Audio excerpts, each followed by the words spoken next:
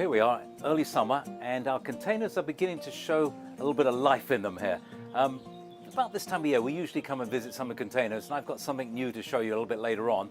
But let's look at some of the plantings we put in these containers, and it might give you some ideas back at home. Now, this container at the front entrance is in semi-shade. We tend to use perennials, and I think apart from the little viola here, these are all perennials. So at the back, we've got this gorgeous, well, it's new to me, new coral bell, but look at that color. And how about this? It's a wonderful hosta called silly string. String-like things, but with this little corrugation, I suppose you call it. And a good standby for containers, and we've seen more of it recently, is the dead nettles, the lamium here in the front.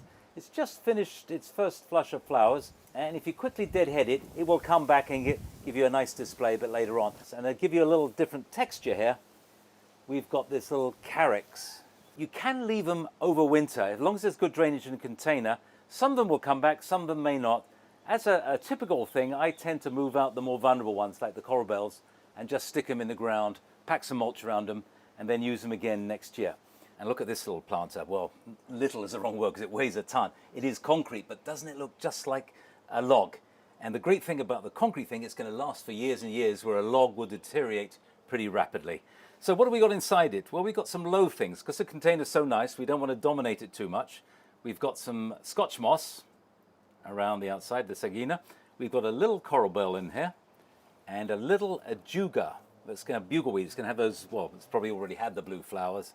And how about this tiny mouse ears hosta in the corner? It's important, though, in containers like this that you leave the soil in, that you make sure the drainage is there to stop the container filling up with water in the winter, and that, of course, would cause problems with the cracking. So there you go. Mainly perennials. I want to show you some annuals now. Well, here we are. This is a wall basket full of mainly annuals. And I'll talk about the plants in a minute, but the actual structure of it, it's got this, I was going to say cast iron, but it's wrought iron really, strong frame. We use a little bit of deer netting to hold the cocoa fiber in place. With the cocoa fiber, don't replace it every year. We usually can get about 4 years out of it before it really deteriorates. Just scoop the soil out and refresh soil.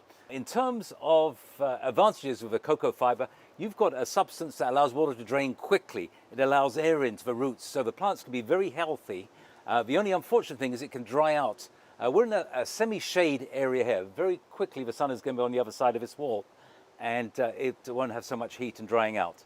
If it was in a sunny position, I might be tempted to line the inside with plastic, punch holes in it for drainage, and that would stop it drying out, but still keep the aesthetic, still keep that kind of old worldly English garden look.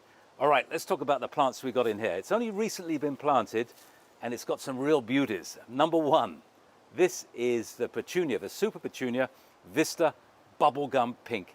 It is an amazing plant. One of these in a hanging basket will cascade 2 or 3 feet out if you keep after the watering.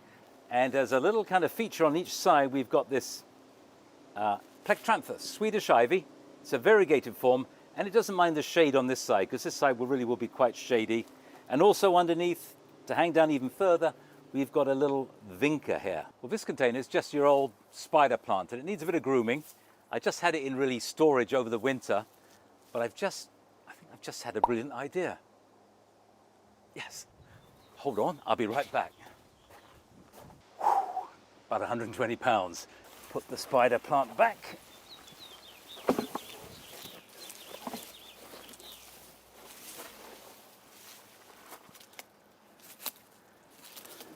So, what do you think?